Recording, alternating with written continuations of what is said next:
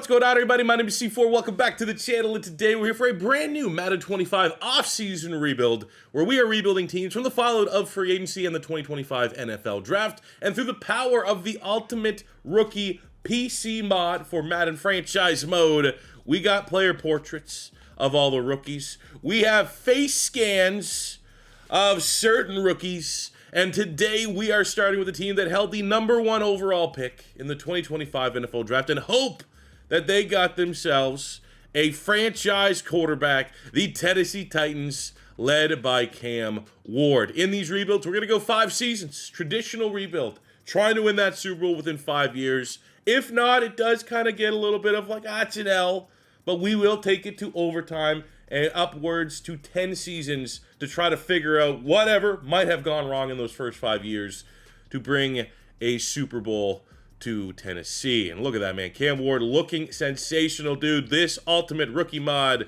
is chef's kiss. Outstanding work. I broke down a video on how you guys can install this if you are playing Madden on PC. But it is incredible, and I am using it on every off-season rebuild from here on out. It has player portraits, so that is just the little pictures here on every single rookie pick. So, I mean, if you are just kind of playing a sim-based franchise mode, like that is, almost as much immersion as you possibly need. We got Slater there, the lineman. You have Gunnar Helm here, the tight end from Texas.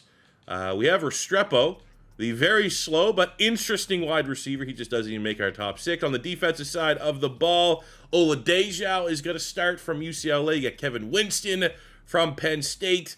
It's exactly the type of mods that I always dreamed of as a franchise mode content creator, and it is finally here through the power of the Ultimate Rookie mod. And what I want to do before we go any further is I need you guys, if it is your first time stopping by, don't be afraid to hit that subscribe button, do all that cheesy YouTuber stuff, but let me know in the comment section below right now what team should be next in our off-season rebuilds. We're at a pace right now where I'm going to be able to rebuild all 32 teams before we start getting into the next season of college football and Madden 26 and all that stuff. So comment down below who we're doing next, and I'll do them the best I possibly can. I'll do them hard. Okay, so take a look at this Titans roster. I think because 5 years is the sweet spot, 5 years is what we want to try to hit this Super Bowl. That's how I view this entire roster. So within 5 years, how am I going to feel about this offensive line? I think there's a chance these three are here. Cushenberry's on the right side of 30. He might be pushing it. But Skoronski and J.C. Latham, those are certainly pillars. These are guys that we need to have locked in. We need to grow and develop. We need to be fixtures of what is hopefully eventually a Titans Super Bowl winning offense. Outside of that, you have the veteran in Zeitler, who has a 91 overall rating. That is very high.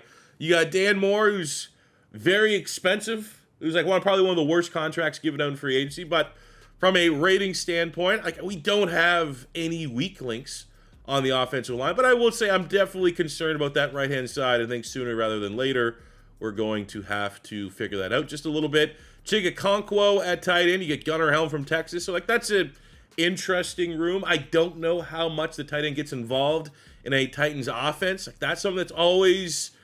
You got to figure that out first and foremost, because sometimes tight ends are just like running backs, where it's not really worth paying. I feel like that might be the vibes here, but Okonkwo is good enough and dynamic enough as a receiver that if a tight end can possibly eat here with Cam Ward and this Titans offense, I think we get a good vibe test whether or not Okonkwo performs well, if that is going to be the case. Running back room, you got Tony Pollard and Tajay Spears. I always thought that was kind of a weird free agent signing, bringing in Tony P, who's been a legend on our channel. We've used him in so much Madden content. He's an awesome running back. He's the type of player that, I've always been a big fan of. However, I remember when they signed him, I was like, oh, man, everyone thought Tajay Spears was going to break out. Now that there was no more Derrick Henry. And unfortunately, we just kind of never got that.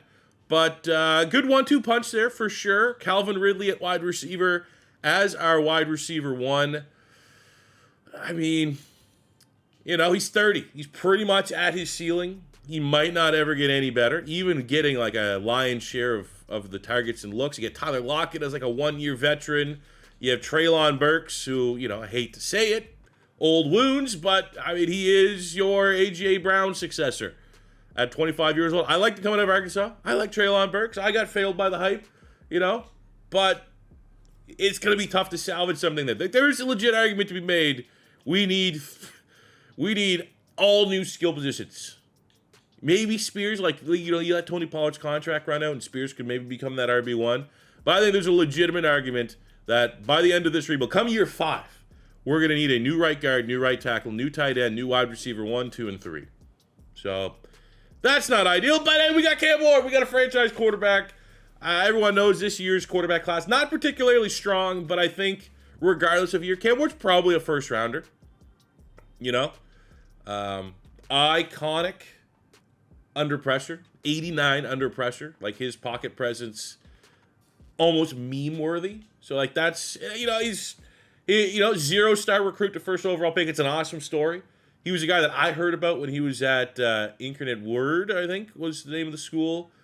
And I'm not going to say I watched it. I just remember he entered the portal, and it was like the summer that he transferred to Washington State. He was like, oh, this is like FCS quarterback, had like 40 touchdowns, something ridiculous. Like, okay, that's cool.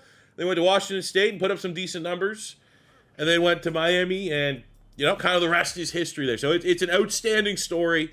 I think it's definitely something that if he pans out in the NFL, that is going to be something that you're going to hear about. And he's going to be motivation for all small school players that anything is possible. Doesn't matter where you play, you're a baller. They're going to find you.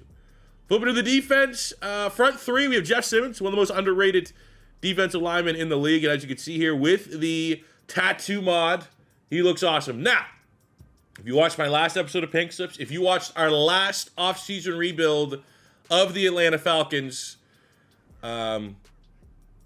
we've had some crashes, which are, you know, the downside of doing mods.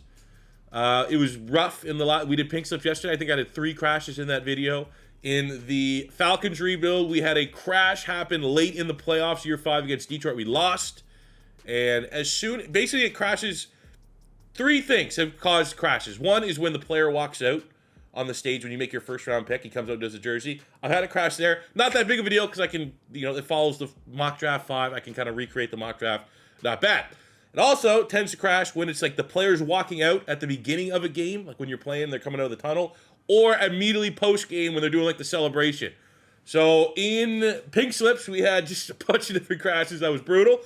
And in our last Falcons rebuild, we had a crash after we lost to the Detroit Lions in the NFC Championship game. I kind of left it in the video and just like replayed the game. I was getting pretty frustrated with it. That could happen here today. And if it happens here today, I'll just leave it in and we'll have to just replay the game. It's because, like, too, with the crash, you don't even get that, like, when you reload the game. It's like, hey, do you want to take over from this last spot because it's an offline franchise? And those are kind of spotty. Sometimes you get it, sometimes you don't. I've tweaked a little bit. I've had some feedback about maybe what's causing the crashes. So hopefully it doesn't happen here. Some people said it was a tattoo mod. I like having the tattoo mod on because with guys with tattoos, you know, why not? Makes the game look that much more immersive. Make these players feel that more realistic. But I did make a couple changes, so I'm hoping that the crashes are behind us. Back to the team. Outside of Jeffrey Simmons, we have Tavondre Sweat, the big 340-pounder. He's an absolute beast. There's a reason why he was a value pick. Had some off-field things during the draft, but him and Simmons, you know, Simmons could be a prime. Same with like the Jarius Sneed. You would look at the 2 highest-rated players on this defense. You could definitely make the argument, like, if things don't look like they're going well, they could be trade candidates. I don't want to say that's yes for sure, but we may need to consider that. Depending on where our record's at. Like, let's see where Cam Ward gets his team going. Probably 7 weeks into the season. Read the room. Because, I mean, this defense needs a lot of work, dude. Again, 5-year window. Where are we going to be in 5 years? Sneed in 5 seasons, what, he's going to be 32? 33? Like, yikes, dude. That is not ideal. It'd be kind of cool if, like, a McCreary or a Brownlee, like these guys on the right side of 25 could pop a depth trick. They could be a long-term option. I think Sweat's definitely going to be a long-term option. Like, Joseph Day's a Band-Aid guy. Draymond Jones is a Band-Aid guy. Cody Barton, Band-Aid guy. I think he's, 28, 29, almost 30. Like, he's at his ceiling. You know, I love Oladeja, the rookie, and Winston. Like, these guys in particular. And I also, Woods is not starting, but Woods is going to be our nickel this year. Obviously at 81 overall, but you have Winston. Got to get these 2 rookies on the field and see if one of them can pop a depth chart. Because we are just so starved for young players with high ceilings right now on this roster. So if I can throw some guys to the Wolves, maybe a little bit before they're ready, but kind of play the averages that them getting out on that field will help them gain a dev trait sooner rather than later. That's kind of priority here for your number 1. You have Amani Hooker at free safety. He's solid. He's legit. But there's a scenario where things aren't looking good. We got to read the room. We could be in a little bit of a fire sale mode to acquire as much assets as we possibly can. Same with Zeitler on the offensive line. You know, just to speed up this rebuild a little bit. I'm not going to stay with veterans of our team's butt cheeks. It's not going to help us. So I've been avoiding playing, like I've kind of done and started these offseason rebuilds, at least playing the first game to get a good feel. Let's see what these rookies look like in the flesh. But because of some of the crashes we've had, I've been avoiding it. But I think I fixed them. So I did sim this first game against the Cleveland Browns. I think let's hop in against the Colts, get vibes, whether or not we're in the clear here. But what a dominating performance. This is why I'm not just immediately rushing to fire sale mode and putting all our veterans on the trade block. Maybe Tennessee could surprise. You know, maybe there's a method to them signing all these kind of veterans, win now guys, even though they're not really going to win now. Cam Ward in his debut, you know, 1 touchdown, 1 pick, nothing crazy, but 300 yards is pretty good considering the weapons he has. The run game was on point. Absolutely on point. Happy with that. Receiving 76 yards for Ridley, a Conquo 60 yards, and a touchdown 55 for Lockett. Burke's getting involved. And on the defensive side of the ball, we got a sack and a half, Jeffrey Simmons, a sack from Arden Key, Woods, Winston, the rookies, Oladejo getting after the... Hey, hell yeah. Let's go. Game 2, divisional opponent against the Colts. Let's hop in, see what Cam Ward and this offense can do. All right, here we go. And you know what? I'm not going to lie. I just had a little bit of a brain fart. Probably should rebuild the Saints next with Derek Carr retiring. Right? Confirm that in the comments. But here we go. First pass for us, anyways, with Cam Ward and the retro throwback Oilers. Complete to our wide receiver 1, Calvin Ridley. I like this offense. A lot of these plays look very similar to our Pink Slips offense. So for that, I kind of like it. Now, Cam Ward also has some scrambling ability. I wouldn't say he's necessarily a true dual threat.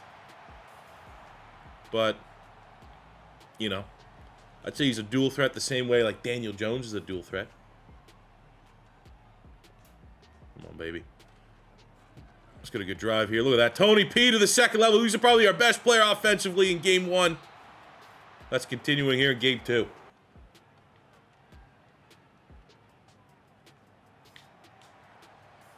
Oh. Improvisational play. Title lock of the veteran. Keeps running. Finds the open space. Tud.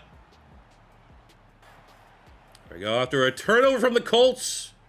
Excellent.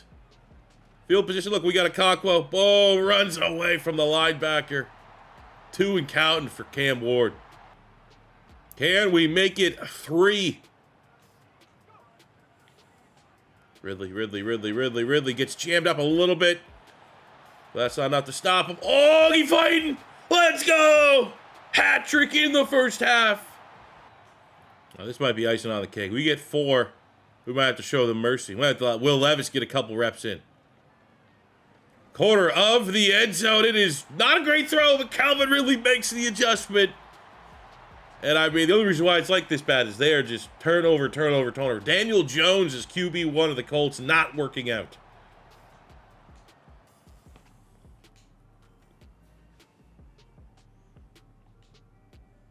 Dude, I'm taking off time. Like, every time we get the football, we're scoring. It is absolute. I'm just trying to mercy kill at this point. Divisional game, 45-14. The Titans start 2-0. Probably should be playing Anthony Richardson. But Cam Ward's special. We're seeing that. 4 touchdowns. How many did he finish with? 4 with us. Finishes with 5 on the day. I just kind of wish right now, looking at it, like I wish we had that wide receiver. I wish he had, I'm not even saying wish we had like that wide receiver 1, but I wish we had that young wide receiver with upside that we could kind of like get that combo working right now. Because right now it's like, oh, well, you know, if he keeps playing well, like what's going to happen? Calvin Ridley's going to get a dev trade at 31. Tyler Lockett's going to get a dev trade increase at 31. You know, and likely just like lose that dev trade as soon as the offseason. Like it's, I don't know, a little annoying.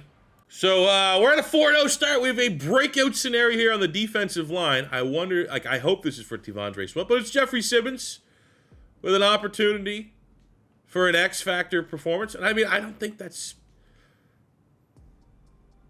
They just gave it to him.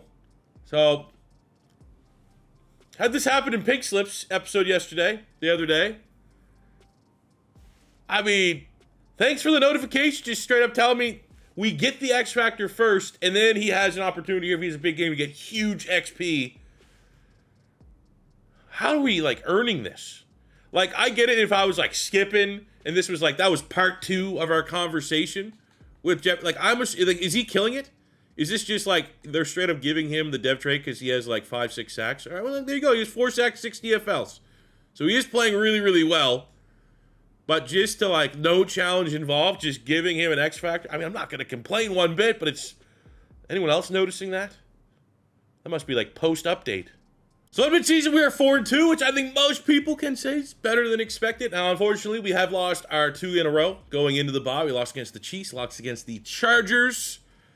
But, again, I don't think any way you cut it, year 1 for the Titans, 4-2 is good. And I think that's good enough for me to go, hey, maybe we don't fire sale. Now, maybe if the season kind of crashes and burns, we can look at something in the offseason.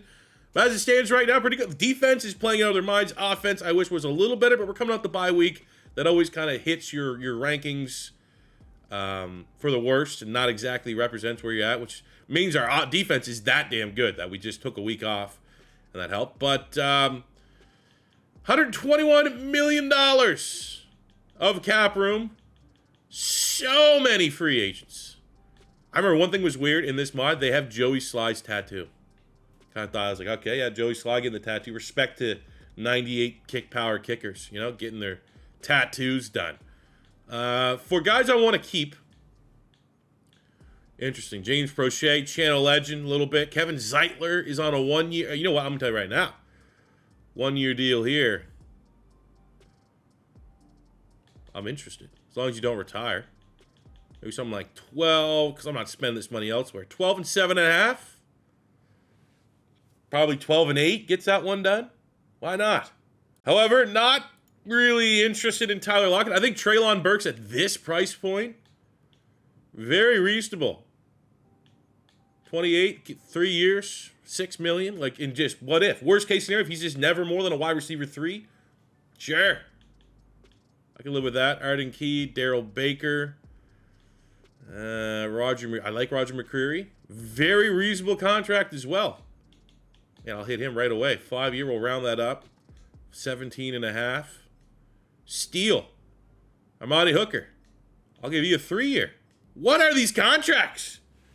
No one's ripping me off. 5 year deal for Chikakonkwo. Not worried about it. And it's not like all contracts, like these contracts look pretty nuts. And then like, but still Zeitler's contract is insane. So it's not like I somehow nerfed all the contracts. It's just maybe that's the benefit of, you know, role players looking for role player money, even though they're starters for us. And a 1 year, $21 million deal keeps Zeitler in the building. Hopefully he does not retire this offseason, but very expensive contract. But I think given the reasonableness of everybody else that we re-signed, especially Chikakonkwo, like he was just around $5 million a year.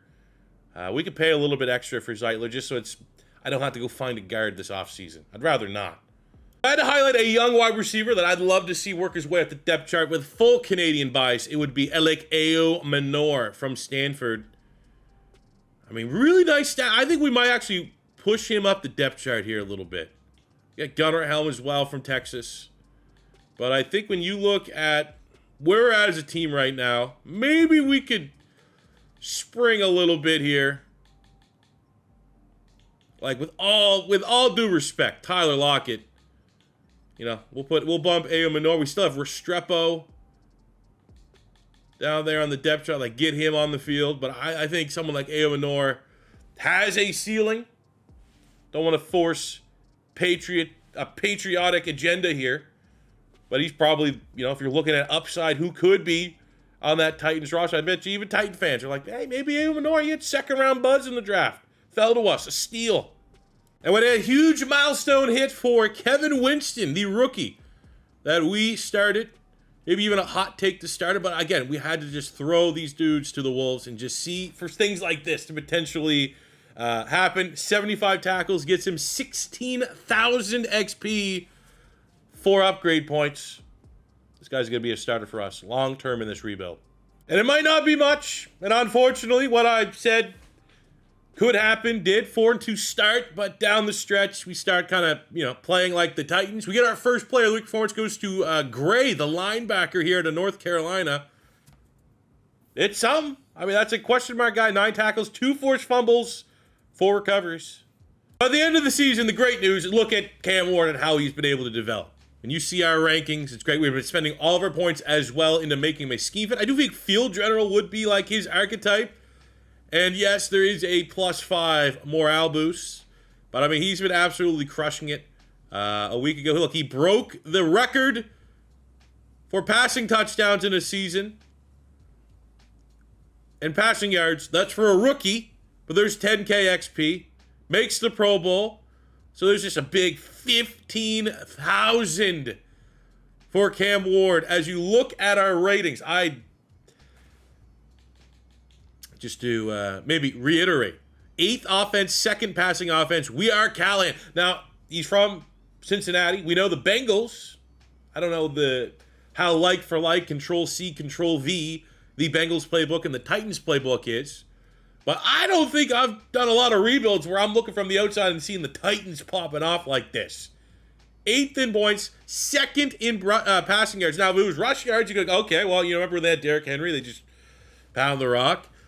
We had a top 10 passing defense. And look at Cam Ward, 4,800 yards and 37 touchdowns. 2nd in the NFL in yards, 1st in tuds, 14 picks a little high. 50 sacks, a little high. But, man, I'm shocked. I was expecting under 30 touchdowns. Especially, maybe just zero respect for this Titans offense playbook. We have no good skill position players. Well, Cam Ward's making them good. That's the makings of a franchise quarterback. If you want a true elite game changer, you have those quarterbacks that elevate those around them. And year 1, Cam Ward did exactly that. Our run game, not, a lot to be desired. But look at that, 1,200 yards, 6 touchdowns for Calvin Ridley, 8-8 for Okonkwo, just under 8-3 for Treylon Burks, 6-7 for Ayo 4-4 for Lockett, 3-5 for Restrepo. And he's averaging 74 a game. I made him start the last 3 games of the regular season just because we're at that point where it's like, all right, throw it to the Wolves, see what he can do. And 84 speed averages the most, obviously very small sample size, but that is very promising. The tackles, awesome. Sacks, 13 on 19 TFLs for Jess Simmons, 19 TFLs, 6.5 sacks for Joseph Day, 15 and 4.5 for the rookie Oladejo, 22 TFLs for Tavondre Sweat. He's killing it. One of the best secondaries in the NFL. Not a lot of interceptions, but I love seeing Winston with 2 there for the rookie on top of 143 tackles from the safety spot and 11 PBUs. You got, I think, like 7K XP for getting 10-plus PBUs in a year. Already he's Jaden Daniels. We got a Jaden Daniels type season out of Cam Ward, 5th in MVP voting. And he still can't win Offensive Rookie of the Year. Breaks the passing records. Now, it's Genty. So he could have done something ridiculous. But is it better? And within the context of doing more with less. 1,200 yards, 9 touchdowns. 1,500 yards, 11 touchdowns. That is a robbery. Not too often you can say a quarterback got robbed for a postseason award. But man, oh man, that is a robbery. Luckily, I do think statistically speaking, Cam Ward is a star dev. I think off of his stats, he should go up to a superstar. Ayo at 5, Restrepo at 8, which is nice. I think we got robbed a little bit. I thought Winston would be a little bit higher for Defensive Rookie of the Year, but both him and Oladejo within the top 5. And Kevin Zeitler gets O-Lineman of the Year. We brought him back on a 1-year deal. That could be a dev trade increase, getting him up to superstar for what could be his final season in the NFL.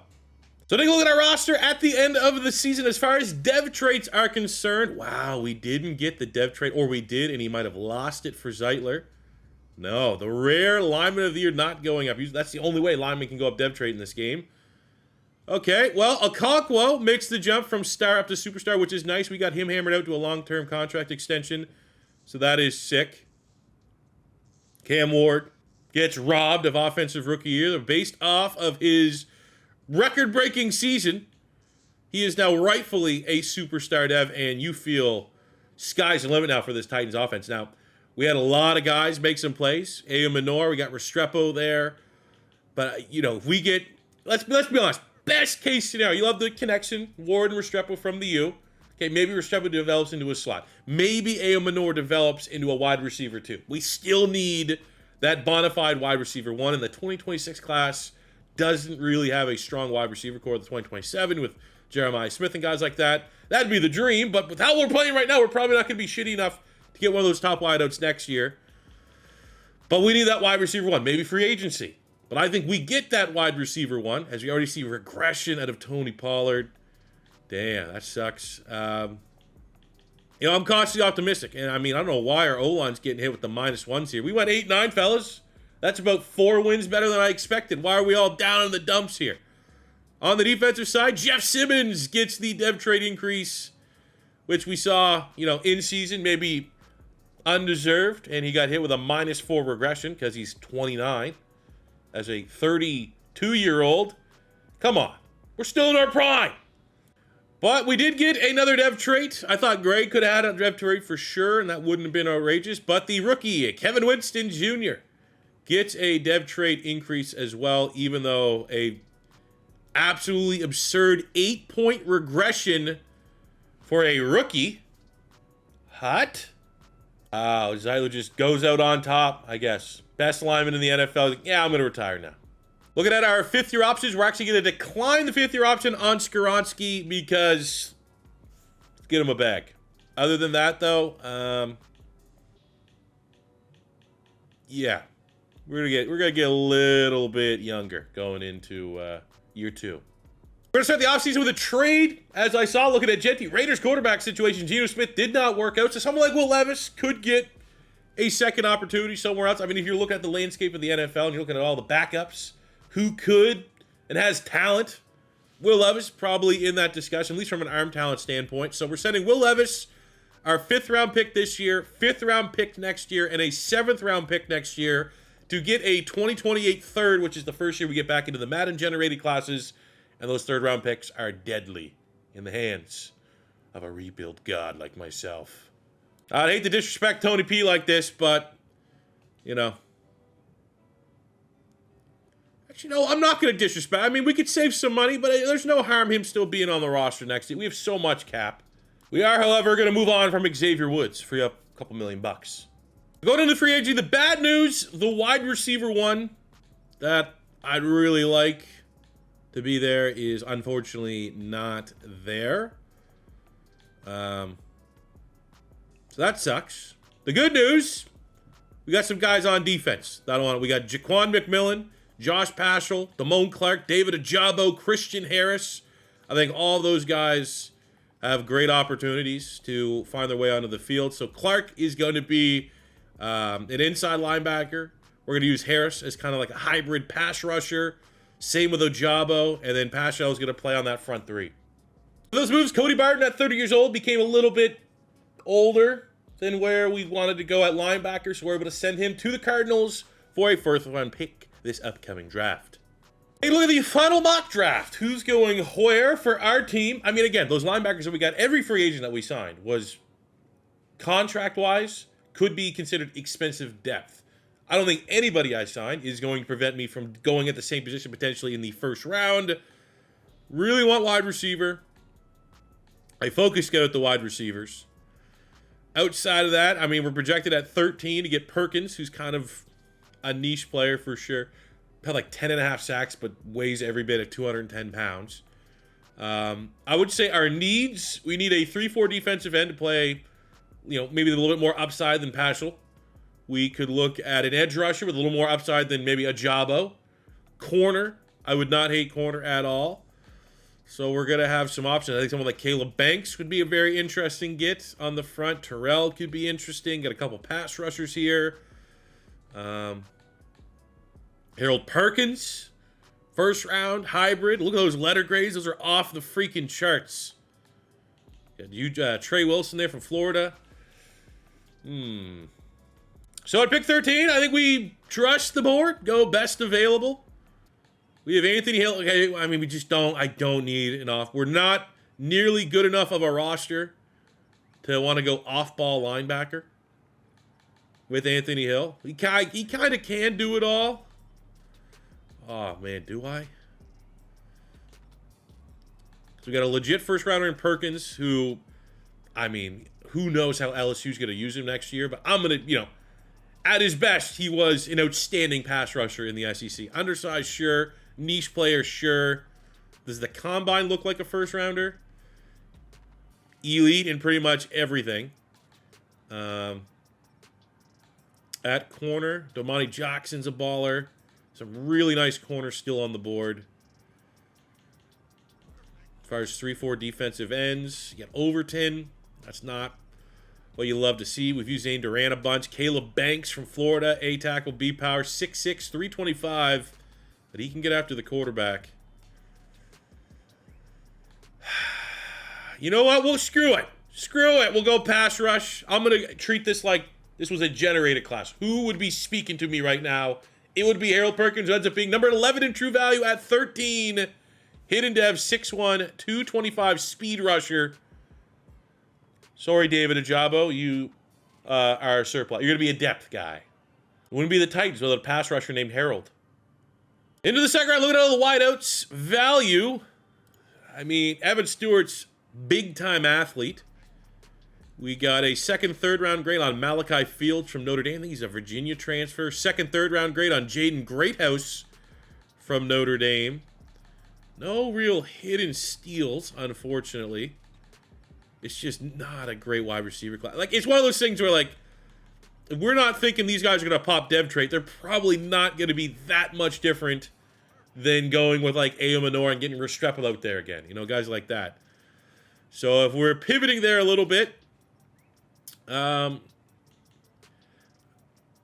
mean, Besantis at guard, we have Slater, Jackson Slater, who's like a 72nd year player, good athlete. So, I mean, not pressing the issue, but Besantis might have a chance at a dev trait. Elite jumping, bench press kind of sucks. Does have a run block. 3-4 defense. So you have Tyreek Sapp, Womack. Graves might be able to. Corleone from Cincinnati. Love the corners, but Mansour Delane. What do we got? CC. Jeremiah Wilson out of Houston has B-man coverage. He could be there in the next round. Let's see. If Delane ran fast, maybe we'll go corner. He has elite speed. You son of a bitch, I'm in. Mansour Delane, 29 at 45. Oh, no dev. It's a nice athlete, though. We'll grab DeMonte Capehart. I believe he was a former 5-star for Clemson. If not, he was like a 4 fringe 5. Just looks solid. B finesse, B block set, C power, decent combine. 126 at 77. Could have done better. We're going to grab wide receiver. Let's just get the athlete. Squirrel Wright. Tennessee transfer. That's all he got is speed. But speed kills. We can definitely use more speed at wide receiver, especially when you guys got like Restrepo ran a 4.8 out there. Let's mix in a little speed. Kelly fan, a little bit of a run. Running back is not a pressing need, but a running back with a dev trait would be sick. I don't know if one of these guys exists. I mean, you got Justice Haynes and Jonah Coleman are the two that I know of for sure. A couple of UDFA guys. Sawchuk was so fast in college football. All right, man, let's go Haynes. Doesn't look too bad. Michigan, maybe get the Michigan rub. 63 in true value, 122, but no dev. So take a look at our draft recap. All in all, fairly, no complaints. Maybe a little light on the dev traits. We got a couple old reliables, Thorson and Vakos on special teams. Haynes is a 71, which is decent value in the 4th round. Squirrel Wright with that speed, 68, 69 on Capehart. Can live with that. Delane, no dev trait, kind of stung for a 2nd round pick, but 73 with speed and upside to play and start and maybe get a dev trait and earn one from his playing time. And then Harold Perkins is a very, very nice pick for us. He is going to play right away. 75 speed rusher, 88 speed, 90 acceleration, 83 pursuit, power, finesse move, block shed, strength's a little light in the ass, decent coverage ability, can kind of do it all. I've heard some people say he might be playing safety this year, kind of like a joker for that LSU defense. Just play him at one thing. You're not helping his draft stock. Fucking Brian Kelly. Brian Kelly sucks. All right, let's go, Perk. Let's show these guys 225. You're every bit of 225. All right, we don't need that multiplier. Got that one. Look at this speed, dude. Oh, shed. Insta shed. Oh, you know what? I'm going to cheese you a little bit because you got way overstepped. And then we're going to win here. And we're going to get a gold medal right through the bullseye. Stud. Going into year 2, we're going to rely on our rookie class a little bit more this season. We're going to go with Slater at right guard. He's 71. Great athlete. There's a chance. We're going to go Manor on the outside. Restrepo in the slot. All 84 speed, I think is what he got. 84 speed, 85 accelerator. So he's probably the slowest wide receiver in the league. But 85 catching, 84 catching traffic. Had 81 short route running as a rookie. So, I mean, this guy is, for lack of athletic limitation, if you watch him in college, baller. Like, he was one of those guys, if he ran even a halfway decent time, he's probably a late day 2 pick. Like, argument that he's, in the discussion for the best slot in the class, but you can't run a 4.85. So, it is what it is, but we're going to give him the opportunity. Why not? Great story. Him and Cam Ward crushing. I don't love the RB room, to be honest with you right now, because I don't think I'm ever going to pay Tajay Spears. Pollard's just here because respect, right? And, how Cam Ward in this passing offense was, I don't think we're ever really going to have, that rushing, that Derrick Henry, when you think a Titans good offense type attack. So it's just going to be revolving door, I think, of cheap, expendable running backs. And I would say, ideally for the offense, just let's pop a depth trait, be it Manor or Restrepo. Give me a wide receiver that gets a little bit of upside that we can for sure count on to be here later in the rebuild. Defensive front, feel good about that. Perkins is going to start. Gray, Clark, and Oladejo, Winston and Hooker, Sneed, McCreary, and the rookie Mansour Delane. I come with you, Madden gods, hat, not in hand. Just praying, please, give me some dev traits. That's all I need. Just a couple dev traits, please. What I want to start, again, expectations, probably not play. I'd love to, we were 8-9 last year, so I'd love to go, maybe above 500 if we can. But Kevin Winston, the second-year player, 11 tackles, locked by the freaking webcam. Man, I got to find a better spot for the webcam. But 2 picks for a player of the week. That's sick. But actually, while we're here early, I did decline the option of Skronsky. Let's get ahead of that contract. It's only going to go up. Very much not last year was all, how are these contracts so cheap? That was last year. This year, Skronsky looking for a legitimate payday. Now, he wants to be here, so I don't think I necessarily need a raise. 5-year, $59 million. Let's go. Now, Spears here is an interesting one at running back. Reasonable. Like $4 million for a guy that's, what's his ceiling? Probably 84, 85. The question is, do we just let him walk and go Justice Haynes as our long-term? Like, there's a, 10-point discrepancy. Like, Haynes is going to have to play. Like, I feel like they're close enough that it's probably worth keeping Spears if we can. Now, I don't want to go much higher than this. If not, this will answer our question. But 4-year, $20 million. Because I feel like if we, Haynes would take that different in age, like that 4-year period to probably get to 81 anyway. And then we're no really further ahead. I'd rather, with how much salary cap we have, if Spears can pop a dev trade, if Spears can, 85, 86, 87 type ceiling, that's good enough for the complementary role I think a running back's going to have in this offense. As for whatever reason, every time I talk to a breakout, it gives me an X factor nowadays. We got a big win over the Philadelphia Eagles. We got 2 of our 3 wins, Philly and Dallas, which are usually not fun outs. But we got a breakout here. Damone Clark running around. Free agency signing stole him away from the Cowboys. Big-time athlete. That's a very attainable dev trade increase to get him off normal up to a star. After a win over the Miami Dolphins, I mean, this is not automatic. Oh, no, that's not good. Oftentimes, you start with something low. We got to play as a team. I did want to, god damn it. So we might get a little XP boost here at best. Well, it was cooler when I got the free X Factor. That was cool last year. More of that, please. This is something else we want to see. 7-5, decent record, 2 wins in a row. Big win over Green Bay, a player of the week performance from the rookie first-round pick, Harold Perkins. Doubts 225. Can he be a pass rusher at that size? Well, 4 sacks on 9 tackles against Green Bay. That answers that. Another update, one of our rookies, Mansour Delane, was a little bit of a wet fart when he was in normal dev, but we needed to upgrade the corner room. Last week, he got his 5th pick of the season, which was 15,000 XP almost. This week, he gets his 75 tackles, which is 12,000 XP. And he is going to be probably, I think, with all things like right now, we're in the hunt for the wild card in the AFC. We go on a couple, even just one extra playoff game. I'd be shocked if he's not at least an 80 to end his rookie campaign. Dev trade or not, that's sensational. And 5 picks and counting, that could be front runner for defense rookie of the year. I think it's going to be between him and his teammate Harold Perkins. Well, of all the team success, week 15, a Cam Ward, his first player of the week performance, 4 touchdowns in a big time win. Actually, it was over the Commanders. Jay Daniels played well. But up here too, going 11-6. So that is topping last year's record by 3 wins, which for how good we were last year and Cam Ward getting the superstar def, now leading this team, that's not shocking. 11-6, I can live with that. Looking at our rankings, we were top 10 in points. Our passing offense, little worse than what it was last year. Maybe a little bit of a sophomore slump for Cam Ward. As we can see, 4,100 yards, only 28 passing touchdowns. Still not a bad year. Our defense was 5th. We win the AFC South. So that's pretty cool, getting that early. It's always a nice accolade, getting your first divisional title, especially because it's been, since the Vrabel years that the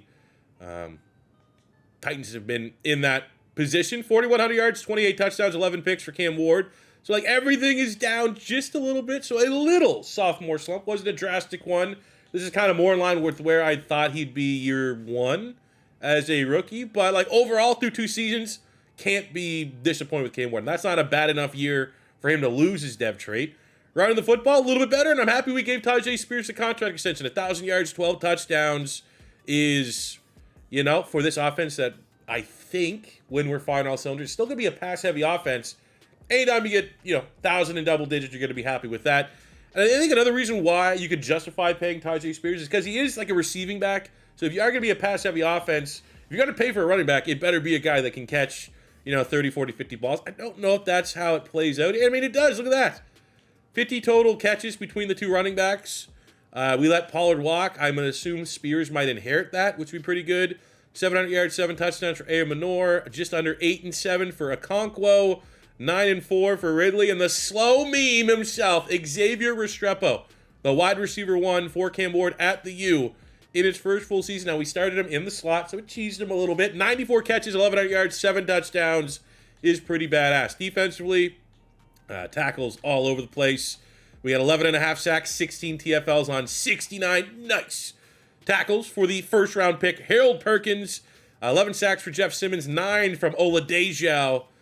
A couple nice rotation numbers there. We got 7 picks from L'Jarius Sneed, 5 from the rookie Mansour Delane. As I said, last, Delane and Perkins, they're fighting neck and neck for what I assume will be Defensive Rookie of the Year. Excuse me. What?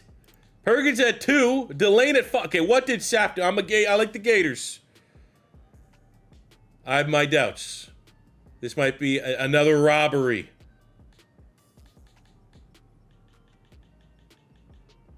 You know what? No. 25 TFLs, 11 sacks.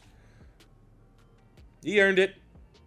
So for the first playoff game of the Cam Ward era, the 11-6 Titans take on the 13-4 Pittsburgh Steelers. Is Will Howard their quarterback? Now, I've heard some suggestions of doing a Steelers rebuild. Not many saying, hey, go with Will Howard.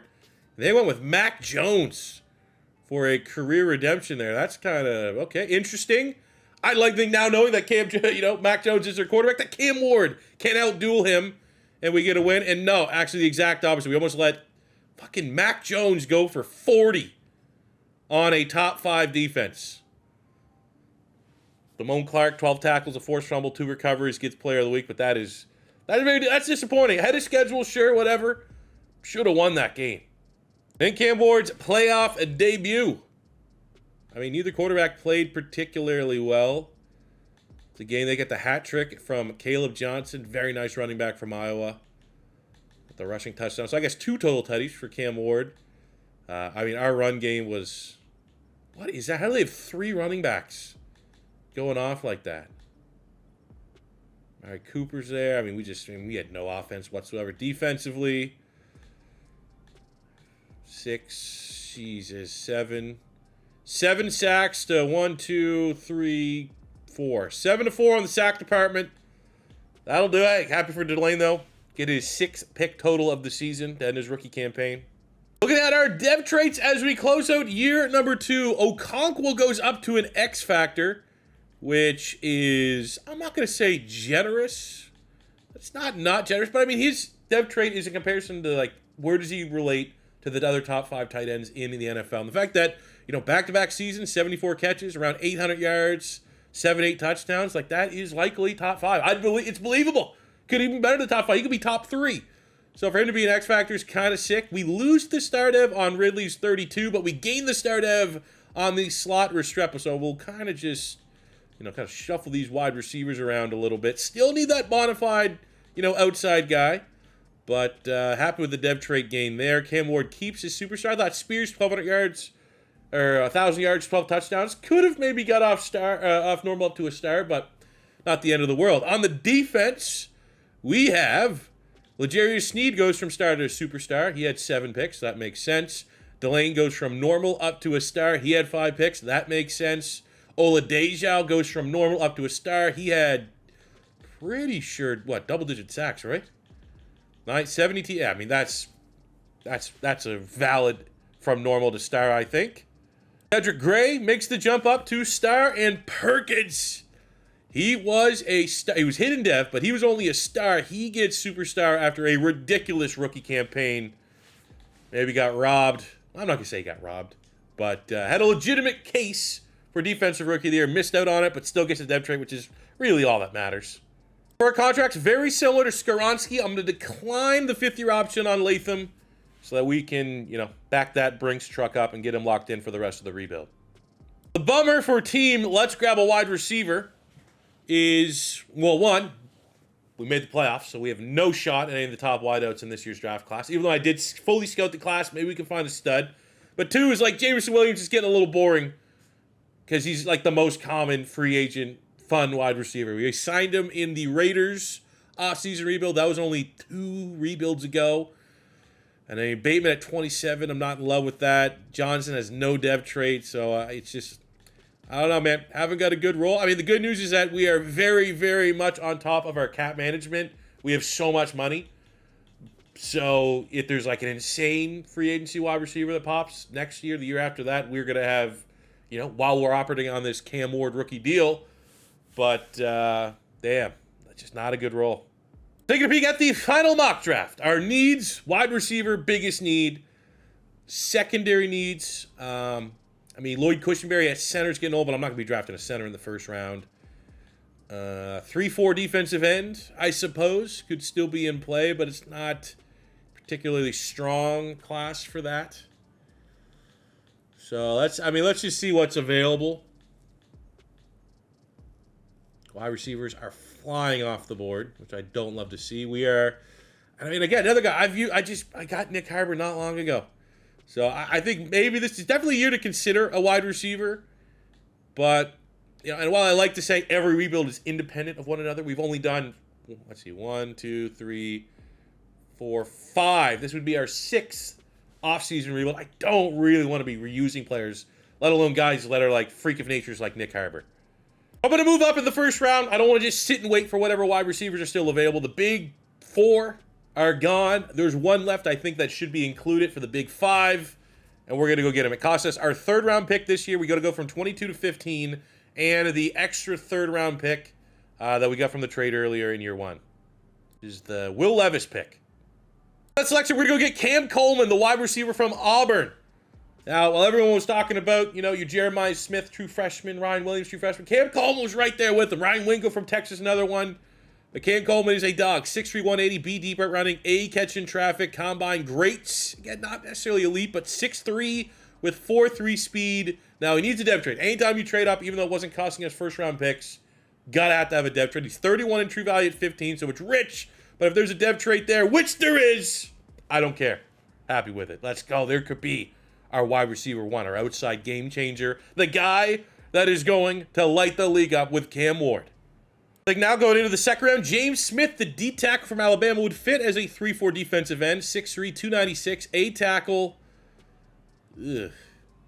Not gonna lie though.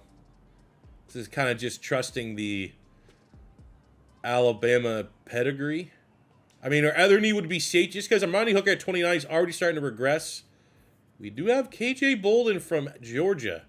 A tackle, A hit power. Oh, well, there you go. There's an easy. Yep, that's where we'll go. 36 and 54, and he has a dev trade. That's why Pace is just, maybe don't be short-sighted. Look at the whole board. Look at our draft recap. Small class because of some of the trades that we made. We still had our nice, premier picks. Cam Coleman, 73 with a dev trade. KJ Bolden, 72 with a dev trade. We got Mark Nabu Jr., who is really highly regarded as a freshman, 4th round, 69 center. So that could be potentially a Lloyd Cushenberry successor. And then we finish up with Xavion Hardy, 6'6", 280. So like fringe, 3-4 scheme fit, 67 overall. Not bad. Not bad depth at all. It's week 4, Cam Ward, 400 yards, 6 passing touchdowns. I don't know if we have to worry this season about whether or not he's going to break 30 total come season's end. And we're going to follow it up a couple of weeks later with a dominating defensive performance. Harold Perkins, 5 tackles, 4 sacks, 2 forced fumbles, recovered both of them. Got some contract extensions here. We're going to start Cedric Gray. I think he's developed into a very nice linebacker for us. Only 24 years old, so let's see if we can get him here on a 4-year, 38. Little pricey for an off-ball linebacker, but I can live with it. Here's an interesting case. I like Devondre Sweat. He is kind of, I think, one of those guys just makes things go on the defense. That is a lot of money. 4 years, $100 million. But when you have over $200 million of salary cap, I feel like you kind of need to make plays to keep your big dogs in the house. We also have L'Jarius Sneed, who's been killing it. So I absolutely would have no problem at all bringing him back on a 1 year. He had 7 picks a year ago, and we'll bring him back for 14.5. We have J.C. Latham, 5-year, 159, done. Jeffrey Simmons looking for 4 years. I mean, but he's so freaking good. So freaking good, and hasn't really shown signs of slowing down. So let's see, 4-year, 108. He is done. Again, our team's relatively, you look at like whose contract's coming up. It's going to be Cam Ward's contract. I think, if we're throwing around this money, we still feel like there's more than enough to pay Cam Ward, which I think even with bringing Sweat back, that would be the case. I think we'll come back to the table here. We finish up year number 3. Look at this season finale, 55 points. We had a 6 touchdown by Cam Ward, and we finished with 55 put up against the Dolphins, and no player of the week. Just kind of bizarre. Just absolute belt. I was curious. How the hell did we score 55 and not 4 touchdowns, 2 picks? Cam Ward, don't love that. Run game was on point. Pass game was on point. Cam Coleman over 100 yards. Restrepo over 100 yards. Defensively, Gray with a pick. Got a sack from Oladejo. Okay. I mean, okay. So we go 11-6 on this season. We made the playoffs. We're going to go the gauntlet here as we start in the wild card against the Jets. We had the number 1 scoring offense, just outside a top 5 passing offense, just outside a top 10 overall defense. We win our 2nd straight AFC South title. And take a look at the stats. Cam Ward, 5th in yards, 1st in passing touchdowns, 4,400 yards, 41 touchdowns, 15 picks. Picks still a little high, if I'm being honest with you. Now, we're throwing the football a lot, so there's going to be room for error with the interceptions, but I'd like to see those kind of honed back a little bit, because I think those, when you're getting 1st in touchdowns, getting a chance, flirt in that MVP territory, but when you're throwing 15 picks, it's really going to hurt your chances when it comes to awards. We get over 1,000 yards from Spears, 11-11 for the rookie Cam Cole, which should be right up there in Offensive Rookie of the Year voting, over 1,000 for Restrepo, double-digit touchdowns for the X-Factor Okonkwo. Ayo Manor had a solid year defensively, a couple tackle machines, 15.5 sacks Perkins, 9.5 for Jeff Simmons, 6 from Paschal, 5.5 from Oladejo, 20 TFLs for Sweat. Still don't love that contract extension we gave. That was a lot of money for a nose tackle. But again, I'm just going to convince myself anyways that he's like the nose tackle that makes everybody else kind of go on this defense. But look at that from Sneed. 11 interceptions. That is without a doubt the most that I've had in any single sim season here in Madden 25. And it's L'Jarius Sneed. He has 18 picks in the last 2 years. Insanity. And I think the picks hurt Cam Ward from winning MVP. Runner-up. I know sacks are king. 11 picks should get you Defensive Player of the Year. But we did get L'Jarius Sneed winning Defensive Back of the Year, clearly in a runaway. And Cam Coleman wins Offensive Rookie of the Year. Star Dev trait. Could this give him a superstar come season's end? That would be insane. We start this playoff run. Well, last year we were 1 and done in the playoffs. This year, hopefully we can learn from that. At least take a step forward. And fucking no, we can't. We let up almost 50 points to the Jets, dude. Sick of it. Oh yeah, cool, fun little shootout. Except we did nothing all game. Scored 32 points somehow in the third. Lose to Dak Prescott and the Jets. That is brutal. Pass rush, non-existent. They get a couple picks, but it's wasteful. For how good of a team we had, for how well they played, wasteful for it to end and crash and burn in the wild card round. So the good, is it good? How good is it really? The kind of good news is as we round out the regular season and the very disappointing postseason, the fallout is usually, if you have a good regular season, your team's going to look a lot better. And Cam Coleman, after winning Offensive Rookie of the Year, is now our superstar dev. This is now that franchise wide receiver that we've said has been the missing piece. He is the X factor. He's a part of what is going to be just an elite, I think, generational 2026 wide receiver class. I think Cam Coleman is right in that mix. Shout out Not the Expert. Ask Not the Expert what he thinks about Cam Coleman. Tag him in this video. I'll take the whatever little view bump that might give my shit here.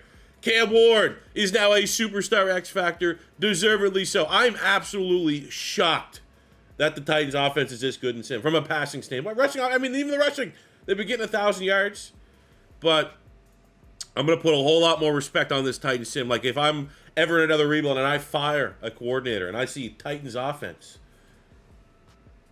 you know, that is now going in the strongly consider pile up in my brain. No other depth traits up or down on the offensive side of the ball. And I think going into the offseason, like, we're still like, I don't want to say show some patriotism, but like, could we use another wideout? Like, Restrepo firmly slot, Coleman's firmly on the outside. I feel like Manor, yeah, like, would another game changer wide receiver make this overpowered, or would it be unnecessary? I think that's a balance we need to find, because when it comes time to pay Cam Ward, and with our very disappointing playoff run, it'd be naive to assume that we can get a Super Bowl win in before it's time to pay Cam Ward. I think we do need to right now start playing, because it's going to be $1 million. It's going to be a $500 million contract. So I think not spending in free agency is going to be a key. But look at our team. Dan Moore's probably the next most replaceable player in terms of age, starting to regress, because we have Nabu here that can take over for Cushenberry, who's in the same vein. So right tackle will be a spot that I consider. On the defensive side of the ball, I mean, you can always use maybe a little bit more juice on this front three. Paschal's a solid role player. In the secondary, L'Jarius Sneed, after getting 11 interceptions, regresses a couple points, but does not lose a dev trade. He is an X factor, and deservedly so. I feel good about the rest of our secondary. We went with Bolden to start down the stretch there, the rookie, our hidden dev player from Georgia, 78 star. Christian Gray makes the jump from star up to superstar, and Kevin Winston makes the jump from star up to superstar. So it's dev trade city for the Tennessee Titans on both sides of the football. I just wish these guys showed up against the Jets in the playoffs. Guys, yeah, speaking of, like, we're going to get an idea of what it's going to cost, right? Like, we have to, next season, like week 3, the earliest we can negotiate, we have to negotiate, because the longer that you wait next year, the more zeros that are going to get added to this contract. So when the fifth-year option is $72 million for 1 year, it is going, that's not as bad as I thought it was going to be. We have had to hand out, I think it was the most expensive contract I've done in my rebuilds. Any rebuild, not just off-season, realistic rebuild. I remember Drew Aller. We did Drew Aller on the Saints, and it was like $600 million. It was absolutely insane. This is luckily not that. It's kind of aight because there's not a great free agency class. Now, I do need right tackle. Roger Rosengarten, formerly of the Ravens. Like, interesting potential option. But for the most part, I'm not seeing anybody that's making me run and be like, you know what? Maybe we need to think about it. Like wide receiver, if there's a real nice option there, I could be persuaded. There's not. So it's a good year to kind of sit on the sidelines and save all our money to give to Cam Ward as soon as we can next year. All right, so our focus scout this year was wide receiver. It's what it was last year. I figured let it roll. There is a top 5 guy here in Marshall Barrow, but we are picking in the 20s, and I'm not that desperate for a wide receiver that, I need to move up for one. But he looks freaking awesome. Look at all every A medium route running, A short route running, B release, B catching. Checks the boxes of a legit first rounder. But what I like doing when you focus scout wide receivers, a lot of times you get the entirety of the class. Brandon Wayne, Deontay Christie, and Demetrius Judge, bona fide first rounders. Christie has elite acceleration. 4.3 at 6. Judge, a little bit better athlete. Okay, those are the kind of guys you're happy that you fully scout. But look, we got here in a second, third rounder. Statton's a first rounder. First rounder on Fleming, which looks good. A couple value picks, second, third round on Ramon Poe. That's a late round pick. Sometimes you can get a nice UDFA, but I'm not going to maybe second round if we can get one of those, first round talent wide receivers. My other focus scout tackle, just because Dan Moore, we got 2 guys here that certainly would fit the bill. Logan Pugh is a legit first rounder. First, second rounder on Jonathan Lewis. Pugh would be pretty nice, all things considered. I think that might be one of my top targets. And there was a D tackle that had B power, B finesse right here. This guy, Chase Cartwright. B finesse, B power, B tackle, C block shed, 6'2", 299. Real nice. That's right there. That's going to be our guy. Yep. I'm going to get into the second round when it comes time, and I'm going to kind of sim pick by pick by pick and see if I can steal away one of those tackles as well. But Cartwright, easily, if I'm just trying to predict who's going to be the best player, I think he would be my front runner. Ends up being number 15 in true value at 21 with the dev trait. 6'2", 299, 84 acceleration, 76 speed, so great juice. And then 93 strength. That's a guy that, his rating might go up when I move him to defensive end. It's going to cost me a 4th this year and a 4th next year to jump up about 9 spots. And we're going to grab that tackle. Still on the board. Still are going to have another pick maybe to grab one of these wide receivers. But tackles are not, I don't love using first round picks on tackles. So anytime you can get one that slips into the second round. Now, if he's a normal dev, it's going to suck. But he does have the dev trait. Let's go. A little bit light on the strength. But he has A pass block, all A pass blocks across the board. And there we go. There's our Dan Moore successor. At this point, again, it's about accumulating as many cheap contracts that we can develop and ride to a Super Bowl, because Cam Ward is going to take up most of our salary cap next season. Now, our next pick is the first pick of the 3rd round. The Dallas Cowboys are on the clock. They need right tackle. Dan Moore became kind of surplus for us. Let's make this happen. And I'm gonna take a swing on the unknown. We have Derek Fleming. He's a legit first-round talent. A, deep route running. B, catching. C, release. Not necessarily a freak of nature, but didn't go to the combine. These used to be the fun kind of who-knows players. So look at that. 44 in true value at 46. And we get the dev trait. I think there's going to come a point in time, man. Some of these wide receivers that we have as depth, are we going to be able to afford to keep them? You can never have enough dogs. Hey, take a look at our draft recap. Not the best, late day 3. Kind of just got some depth moves. Needs a couple linebackers there. But Fleming, 73 with a dev trait. Lewis, 73 with a dev trait. And Chase Cartwright, who's going to play a little defensive end for us. And I want to see maybe if his rating will jump up a spot here. I believe he will be right end for us. No, he'd be left end. Either way, 75. I could see 76. I don't think it'd go down. But, stays even. For the rest of the NFL, a couple dogs, though. We got generational running back going to the Dolphins. Generational, if you want to count anything 80-plus generational. Wide receiver here in Barrow, who we kind of looked at. He looked real talented, going to the Packers. All right, not gonna lie, a little bit of a brain fart. Should have negotiated earlier, a couple weeks, but it is what it is. I was literally in shock that we were losing as many games as we want. We are 2-4 right now. It's not great. Got trade offers. People think we're in a fire sale mode. Not going to happen now. The good news is the number actually went down on Cam Ward. It was going to be like, you know, we saw the number. 300, 287. I bet you 290 probably gets that one done. Outside of that, we have Kevin Winston, who we want 6 years. Okay, everyone see it. We're 2-4, so the vibes could not be off anymore for these guys wanting to kind of buy them. So we'll get Snead back, 11 picks. I think that's very reasonable for Oladejo, even if he's just kind of been like, you know, guy chips in 6-7 sacks. That is more than fine. I love Manor, but we just brought in, you know, a dude. Jackson Slater, that's an incredibly reasonable contract, 3 years for a starting guard. Rest of our depth guys, though, unfortunately, I think that's where we're going to take a little bit of hit. I mean, how much depth do you really need? I do think we have to let... Oh, it's so unpatriotic of me. But after drafting that hidden dev wide receiver, that's kind of, you know, circle of life. We got Winston coming back on a 6-year, $145 million contract, which is a kind of insane for a safety, but he's been that damn good. Plus, he's homegrown. And for Cam Ward, we'll go up to 290. 290. There we go. So we were able to kind of restabilize ourselves second half of the season. A little bit easier opponents. And it did feel like a year that we lost to like the good teams. We lost to the teams that we'd see in the playoffs. As highlighted as we finished out the regular season with a loss against a 13-win Detroit Lion team at that time. Our ranks, you know, our defense, very bad, very poor. Huge drop-off from a year ago. Offensively, at least we're kind of in the same ballpark.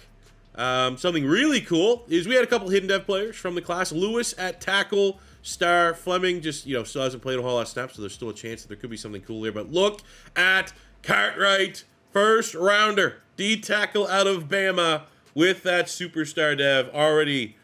I mean, just, you know, a powerhouse. 93 strength, 85 acceleration, 89 power move. We got a dude right there. Look at the stats of this season. A little drop off for Cam Ward. Still good. Like just outside the top 5 passing touchdowns. But man, we can't shave off those picks. It's a little frustrating. Just under 1,000 for Spears. 11 and 12 for Camp Coleman. Of course, Manor, the Canadian, almost flirts with 1,000. The year I might just say fucking bring him back. I got so much money. Okonkwo was a beast. Restrepo was solid. Defensively, Cedric Gray, bunch of tackles, 13 sacks. Jeff Simmons, 9 from Perkins, 8.5 from Sweat, 4 from Carson. So Sweat, there you go. Didn't love, like he's getting 20 mil a year. Didn't love paying that. And then he's decided I'm going to double my sacks now that I'm getting paid. So that's pretty sick. Interceptions, wow, dude. Where did those 10 picks go for Snead? Where's the difference? In a humbling season, not a single award winner. No one even within the top 3 of any of the awards. So we get a team that needs to be locked in on success. Last year, maybe we got our heads a little too big. Getting offensive rookie of the year, 11 picks, defensive back of the year. This year, everyone is locked in, and we need to be as we try and take down a very good Ravens team. We have made the playoffs twice. We have crashed and burned twice. And there we go. Finally, we show up. Player of the week. 3, there's Snead. Get out of the way, C4. Look at that. 3 picks. Pick 6, L'Jarius Snead. Cam Ward shows up, and we get our first playoff win of the rebuild all the way here in year 4. We got a hell of a show. Look at that defense. Forced 3 picks on Lamar Jackson. Run game wasn't really here, but Cam Coleman dominating. What a game. All he needed was me calling him out. Now in the division round, ooh, we get the big dogs. The reason why we weren't able to get our 3rd straight divisional title, the Texans were on point here. They have a very good defense. First overall in terms of points allowed. First in terms of rush, which honestly that works well in our favor. We don't run the football anyway. I mean, at least we got our 1 win. There's been progress. We went forward this season. Why is this taking long? Oh, another 40 bomb! Let's go, and it's the run game. Jeff Simmons, 2 sacks, but the number 1 run defense, Tyjae Spears goes, oh, really? I'm going to go for, I mean, now he chipped in through the pass game, but 150 yards, 2 touchdowns out of the running back. He accepted the challenge of the Texans defense. And now the Titans. I mean, we got a hell of a team. Our 1 win away here in year 4 from making a Super Bowl. We have the 13-4 Buffalo Bills. Top 10 offense, top 5 defense. But I mean, we've put 40 points on Baltimore, 40 points on the best defense in the league. What is Buffalo going to do? Unless it's Josh Allen taking this game over. Ah, shit.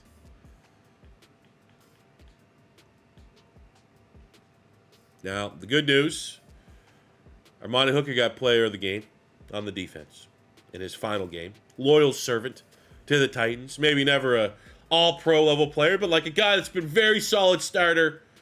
Squad guy, better than squad guy, depending on the year. Appreciate him. I'm happy for him to go out on top. However, our team just ran out of juice. I think that's kind of the only way you could break it down. Only 13 points. We scored too much in the first 2 rounds. It wasn't Josh Allen taking the game over. You can make the argument Cam Ward played better. But we couldn't really stop the run game. You know, where are receivers? Look at Coleman. That's our guy. That's our superstar. That's our game changer. Couldn't get involved. Defensively, just not much of a pass rush.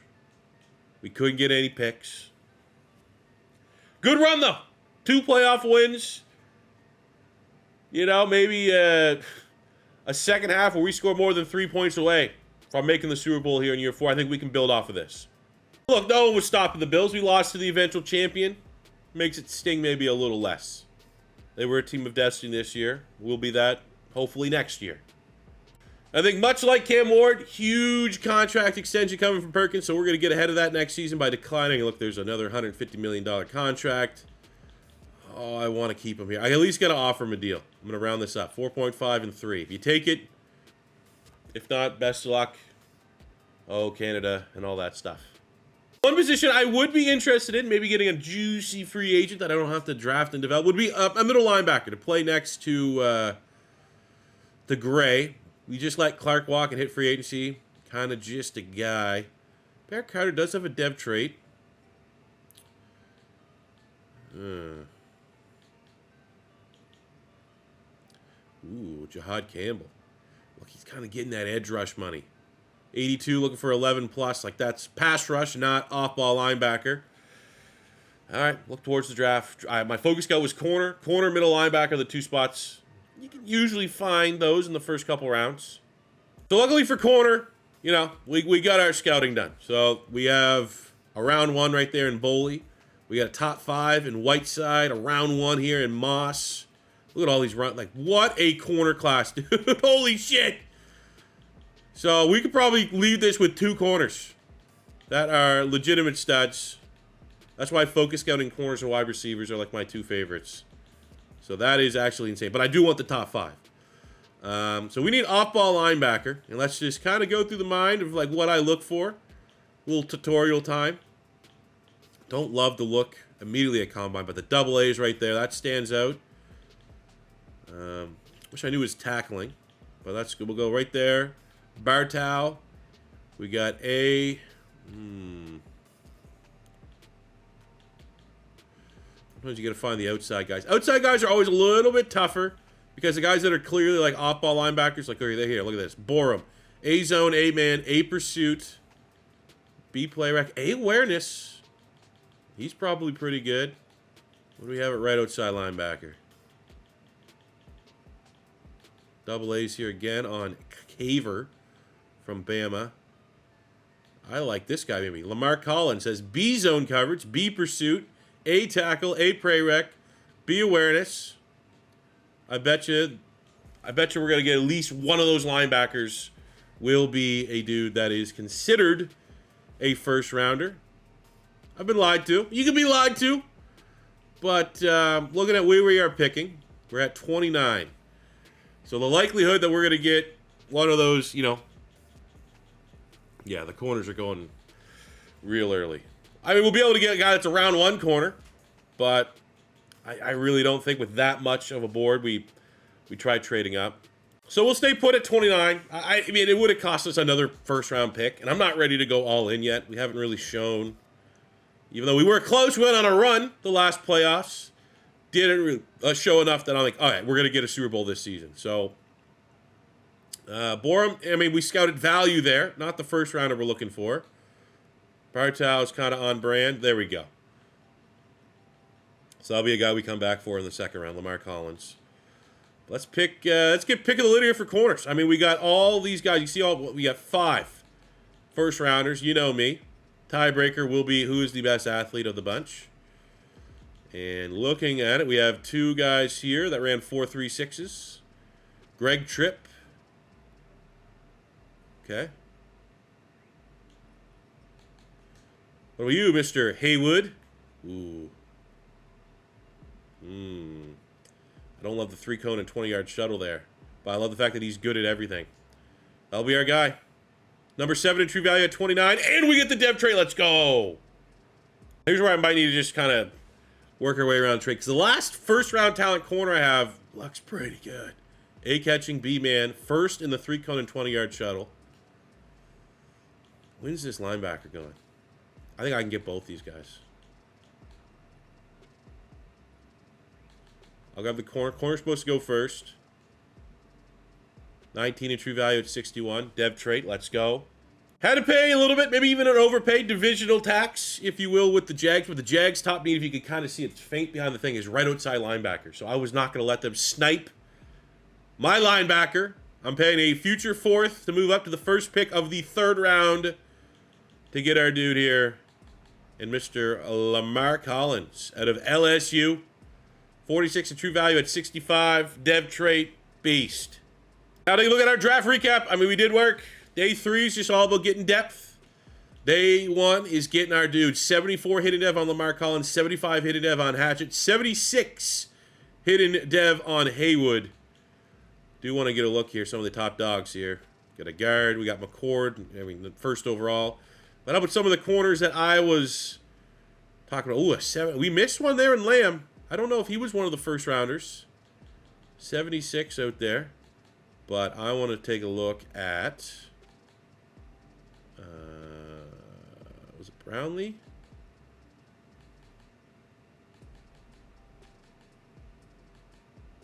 Who's the guy? I mean, I can't remember. There's so many. That's a problem. There's so many first rounders. Can't really remember. I mean, they're all in the same ballpark. We weren't in play for the guy that was an 80. That kind of stood out. So, I mean, pretty insane class, though. Our team that made the AFC Championship game, are we better this year? Are we good enough this year to seal the deal? At least make an appearance in the Super Bowl. It is year 5. So in these rebuilds, everyone knows traditional, realistic rebuilds that I may or may not have invented. Realistic ones. They go 5 years. And then what I've done is, like, if we can't get it done in 5 years, it's like, oh, man, right? Kind of an L. But to not just end on a wet fart, we will go to extra innings. We will go to overtime, year 6 and beyond. Is this team good enough to get this thing done in year 5? Wrap it up. Maybe. I think, with how Cam Ward plays, he's playing, 40 touchdowns, top 3. Cam Coleman's a legit wide receiver 1. Okonkwo's an absolute beast. The O-line is really, really solid. Defense, hit or miss. Defense fell 10 rankings. I don't think we can rely on Snead getting 10 picks. But, we got a new superstar pass rusher. Love to see him get after it. Perkins is a stud. We have more than enough talent for this defense to absolutely be a top 10 defense like they were 2 years ago. So I think if everyone plays up to their level, honestly, we should be in contention for the 1 seed in the AFC, let alone be good enough to be considered to go on a potential Super Bowl run. The $117 million, it's a great time because we don't have many of our players outstanding contracts. So we have Mansour Delane, been very solid for us. So we'll get him locked into a 4-year deal. And Harold Perkins, this is a big one. This is got to be a must-have. He has been a revolution for our pass rush since he has been drafted at LSU. 6-year, 196. Locked in. We're off to a very hot 5-1 start. And I can't only imagine what our points per game. Our points per game, we've had 3 games where we've gone over 40. 34 points. And it is back-to-back. Week 6 and Week 5. Player of the Week performances from Cam Ward. And then your number 5. Hot start didn't carry throughout. We had a couple ups and downs. Did it feel like, again, anytime. And it was like not maybe so much the team overall, but like teams that had a lot of wins. Like the Texans, we have a much higher overall, but they were clearly first team in the South this season. And it's like, all right, the Texans beat us. We struggled. The Browns beat us, I remember. The Broncos beat us. So, like, we lost to a lot of the top teams in the AFC. So it makes me a little worried for this playoff run that's at hand. But we can score points with anybody. The second highest scoring offense in the league, a top 10 passing. Defense, I don't know what happened, man. We had a very good defense. And it's kind of fell off just a little bit, which is unfortunate. Looking at our stats, Cam Ward was real good first in the NFL in touchdowns. But those picks, man. He's just never figured it out. More often than not, these guys do. You have quarterbacks that will start their careers throwing a lot of picks, a lot of turnovers, and then as they refine, and someone in Cam Ward's case, as you become a 93 X factor, you figure out how to stop turning the football over. And unfortunately, not the case. Running the ball was, solid 1-2 punch there. 1,300 yards, 14 touchdowns for Cam Coleman, over 100 catches for Restrepo on 1,000 yards, 8-6 for Fleming, 5-8 for Okonkwo. Defensively, hell of a year from Cedric Gray, over 150 tackles, 5 picks. We had 25 TFLs, 13 sacks, Jeff Simmons, 27 TFLs, 12.5 sacks, Cartwright, 10 TFLs, 8.5 sacks for Perkins. After giving him the huge contract extension, would have liked to see him continue to go forwards, not backwards on his sack total. Great season from Tavondre Sweat. Snead is back up there with 7 picks. He's been incredible. Best ball hawk I've had on a rebuild. 5 picks, Cedric Gray, 5 for Delane, 3 from Haywood. And I've said before, man, what is a good defense that can balance sacks and picks? And what we're getting here out of this Titans team might be the best I've seen, especially for a 3-4 defense. There's not too many ones that I really like or even are, good. Early award winner goes to Jackson Slater for winning Lineman of the Year. Kind of cool for, an athletic lineman that they drafted this year in 2025, part of our first draft class. First round of the playoffs, we get the Buffalo Bills. Was it last year they beat us? Were they the team that knocked us out? I mean, they're very good. Very, very good. And when you look at it, it's they're not that good passing. It's oh yeah, they still have Josh freaking Allen as their quarterback. So this is going to be tough, especially because our defense is not particularly good, and our quarterback can't protect the football. But there we go! Shootout victory with Cam Ward, almost 500 yards passing and 4 touchdowns. Did have the 2 turnovers, 1 pick, 1 fumble. That's a good win. Starting out hot. I do think at some point, this playoff run, next playoff run, there's going to be a game where he just probably costs our team with 3 picks. But until that moment happens, we got to remain somewhat cautiously optimistic. We have the Houston Texans, the battle of the AFC South. Texans have been so freaking good in this room. It's so annoying when teams that aren't traditionally very good, very consistent, just so happen to turn it on when you're in their own freaking division. 13-4. They are the 1 seed. I mean, we're kind of playing with house money. It should be a high-scoring game. Number 1, number 2 offense. We will upgrade our players to make sure we are on the road. We got Fleming, Capehart, so two role players that do get on the field. I don't know, man. This might just be a rough draw. We'll see. Oh, shit. Nice. Humble game as well. Not necessarily off the rails. 27-24. We got Christian Gray just behind the camera here. 6 tackles, a pick, 1 forced fumble, 2 fumble recovery. So it was a sloppy game. But a game nonetheless where the number 1 false, adding to the rivalry, fuel to the fire of, with that, I'm going to say, it's a hot take, we now own the Oilers. When these 2 teams play, it's for the ownership of the Oilers.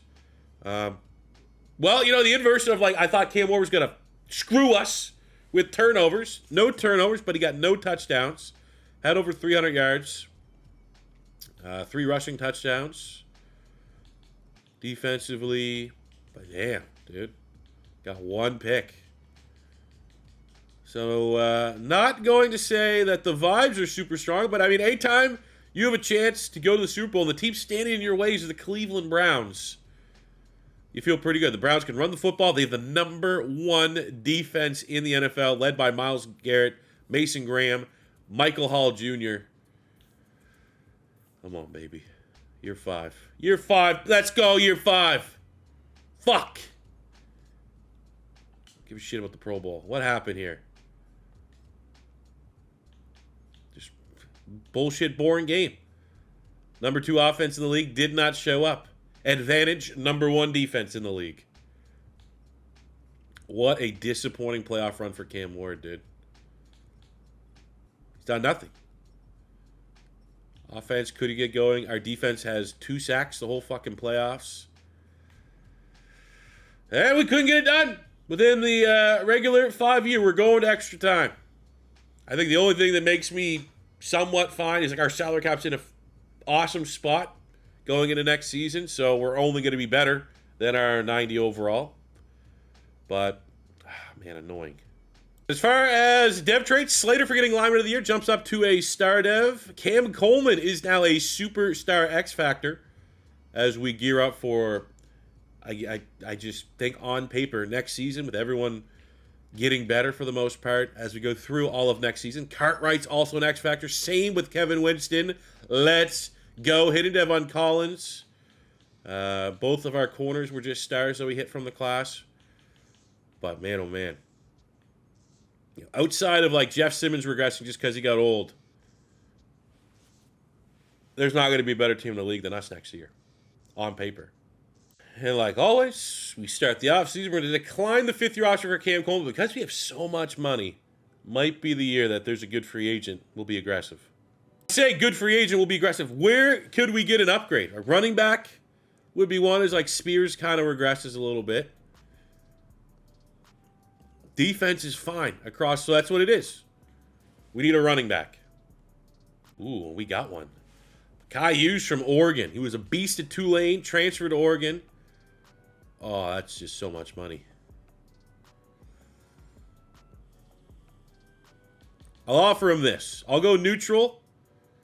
And if we don't get him, fuck off. We couldn't. Because if we don't win this year, I don't want to just go all in on a freaking running back. And then it ends up being year 7, year 8, and I got to lose someone because I paid a freaking running back, kind of go all in. I'll draft a running back. Oh, we'll waste a high draft pick on a running back if there's a good one in the upcoming class. Of course, didn't scout running back, so it'll be blind pick territory. So for our focus scouts, that's where we're going to go running backs. I'm going to look at the top 2 running backs here, Wagner and Pat Demps. And then, I don't know. Is there an, 4-3-3 on Wagner? Yeah. What else we got down here? 4-3-9. On Camp. I mean, he's a UDFA. 4-3-7 on Langley. Sure, we'll do that. Come on. One of you guys be good. I picked 29 in the first round. Looking to complete the team. To run it back. Oh, let's go, baby. Top 5 talent here. Pat Demps out of USC. I mean, yeah. That'll do. Number 3 in true value at 29. Oh, dude, come on. Yeah, guarantee the other guy has a dev trait too. Whatever. Team's so good, we're just going to go BPA. Daryl Carter, 2nd round tackle with A pass block, B run block. Now, if you know anything about the channel, I guarantee without even looking, you know he's going to have a dog shit bench press, which he does. But sometimes when the letter grades are that good, I can overlook a bad bench press, and he's 40 in true value at 61, and he pops with a dev trait. Take a look at our draft class. Well, you know, a couple 70s here. Fullback cheese, if you will, but hell of an athlete at fullback here in Frank Averill with the dev trade out of Bailey. Now, he's more of a running back than he is a fullback, but the 81 lead block. You know, we're gonna go old school, right? We're a pass-heavy, air raid type attack. We're going to go back. We're going to have a fullback. We're going to draft a running back in the first round here in Pat Demps. Now, I do need to go look at that second running back just to see if we made the right call, but damn, man, I'm not going to say potentially screwed because if the other guy's nothing special, then we still got a top 5 talent at the end of the first round. And the 73 tackle there also is pretty nice. So this running back would have went in the second round. Right there. 75, DeMar Wagner had faster 40-yard dash. Yep, 94 speed, 93 acceleration. If it's a star, I mean, you're splitting hairs. If it's better than a star, we messed up. That's only I can live with that. Not going to lose no sleep. We had a top 5 true talent in the class at the running back spot. We now have a fullback, a little bit of a shift. Maybe a little bit more the old school Derrick Henry, CJ 2K, Eddie George, like a little bit of that old school run the football Titans. Maybe that needs to be meshed in with this new air raid with Ward and Coleman. And maybe we could create a beautiful harmony between the two. Honestly, though, our offense hasn't been the problem. Our defense has so much talent, and they've been in the 20s for rankings. We need these guys to lock the fuck in, pardon my French. Now we're into overtime here of the rebuild, year 6. And we're 4-2. Pretty good. I mean, last year we finished as a 90 overall. I think we'll get back up to that threshold here. Everything offensively and defense. That's what we need to see. Third, 18.5 points. I don't need third. I don't need top 5. Give me a top 10 offense, top 10 defense, and the best roster in the game, and I'll trust this team rolling into the playoffs. Looking at our contracts, $111 million. Let's give Cam Coleman a 5-year, 153 contract. We have KJ Bold, another great draft pick for us, 77 million, probably 80. We'll get that one across the line. Chigakonkwo has actually been one of the rare cases, like, I want to pay that tight end. Hell of a story for him to develop into an X factor, and he's been a consistent, 600 to 800 yards, 8+ touchdowns. Need him as a part of the offense. Can we replace Nabu at center, even though we draft him? I think we'll get Bolden signed up. We'll still have, probably when the salary cap goes up, $50 million next offseason if we can't figure out a way to pull it all together here in year 6. So we're still in a really good spot. It's not all doom and gloom. We're not all in. So I think from that standpoint, we've done an outstanding job managing this Titans roster. So at the end of year 6, we go 13-4. Still not good enough to get the bye. Goes to the Browns. God damn. 2 seed. We have the number 1 offense, number 2 defense. Best team on paper. Looking at the stats here, Cam Ward, 4th in yards, 2nd in touchdowns, and he cut down on the picks. Proud of him for working on it. 12-12 for the rookie Demps, top 5 talent.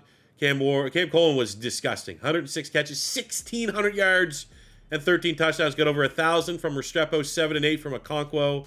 Absolute beast. Defensively, got some tackle machines here. We got 19.5 sacks from Harold Perkins, 17 sacks on 19 TFLs for the ageless wonder Jeffrey Simmons. 11.5 sacks Cartwright, 6.5 from Sweat. Our pick numbers not crazy, but acceptable. Damn. This might be our next rebuild, I think, the Saints. Especially with Derek Carr retiring. They got Tyler Shuck, Rattler, who's going to be their quarterback.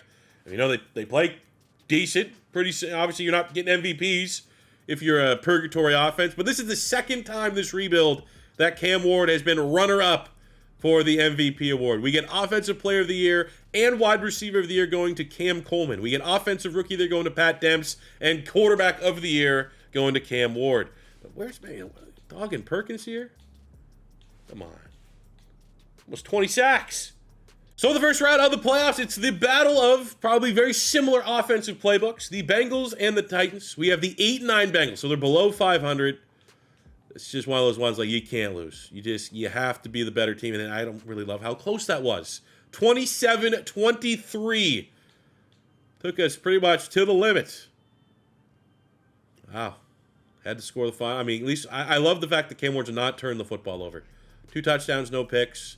Demps has been great for the offense. Restrepo with a huge performance, over 100 yards. Our pass rush, not the best, but I mean, 2 TFLs and a sack from Perkins. You can live with that. I do miss, the unreliableness of our turnovers. I felt like on any given sim, we're going to have like 3 or 4 picks. But, at least got a couple sacks. It feels like we might be on a collision course here with the Browns. But before that, we have to get through the Denver Broncos, who have an outstanding pass rusher. Obviously, Nick Bonito will beat out Perkins for linebacker of the year. And if you beat a guy with 19.5 sacks, you probably had a little bit more. Looking at them, they have a top 10 defense. Number 2. Wow. Is it still Bo Nix? Let me look at this roster real quick. Is still Bo Nix there? Is that what's going on? Okay. I mean, they're good too. 88 overall, almost a 90 overall defense. This should be a tough game. Obviously not tough enough. 34-14, the good guys. Cam Ward with a Player of the Week performance. Ignore the fact Drew Sanders had, that is, yes, 2-1. He had 21 tackles. What? But it's Cam Ward with a stellar performance through the football. Like, you-know-what. No turnovers. 42 pass attempts, no turnovers. That seemed like something that wasn't possible a couple years ago. Actually, no, he did. He had the fumble. Doesn't say it was a fumble loss. Maybe it was just a fumble. Maybe gave him a chance. Maybe he was taunting them a little bit. Anyways, what do we got here? 12-5. I mean, a team we just run into the playoffs every year. Okay. Bills are pretty good. Auto upgrade some of our players. Hopefully a couple stars. Jonathan Lewis starting right tackle. Keep Cam Ward upright. And let's see if we can finally get past our ceiling to this point, which is the AFC Championship game. But again, I will say, stress-free. Like a lot of times in these rebuilds, I know my cap's about to be doom and gloom. We're good. We could probably go year 8 before our team's going to have the tough decisions. Yes! There we go! Finally getting over the hump. Debs, that's the difference maker. Gray gets it, 8 tackles and a sack, but Debs Going running back in the first round. 141 yards. Touchdown, 26 through the air. And it looks like we get Nico Iamaleava and the Rams in the Super Bowl. Hell of a game. That Rams defense showed up on the other side of the bracket. We can only control what we control. An overtime win, 29-23. Turnover for Josh Allen. Clean game from Cam Ward. Demps was a beast. Dude, not only Demps, the fullback. The two Studley pack. I told you we're bringing it back. That was the mix. We had to mix the old school run Titans with our new pass heavy offense to create something beautiful, and that is a potential Super Bowl run. Got a sack and a half. Sneed with a pick, turning back the clocks. You love to see it. And we get the Cinderella team. The Rams were the 6th seed on the NFC side of the bracket. 10-7. Good team. 92 overall defense. Top 10 in every category. Led by Jared Verse with 19 sacks. But on paper, on everything, we have the offense and defense that should be champions. Let's see what they got here. They got Jared Verse 99. Puka's still killing it. They got Christian Gray, Tyreek Sapp, quarterback Nico Iamaleava. They got Maui Goa at tackle. So they've had some low light years. Like if you're drafting Nico and Maui Goa, you're having top 10 picks. They've developed pretty, some guys here pretty well. It's a good team. We're better. And I think for the Super Bowl, it's time. Only way. All right, the tale of tape's simple this one. Very good offense, very good defense against a very good defense. I'd like to think all things equal. If both defenses kind of cancel out the offenses, ours are going to have a little bit more juice to make a play. But, we're in the hands of the sim. And the sim can be a absolute bitch. But I love the fact we scored. Zeros on the clock to go into halftime. Tied 7-7. We start the second half with a hell of a drive here. Unfortunately, have to settle for a field goal. But as long as we make them settle for field goals, kind of live with that. Here we go. Another good drive here. Touchdown. I feel real good about our chances.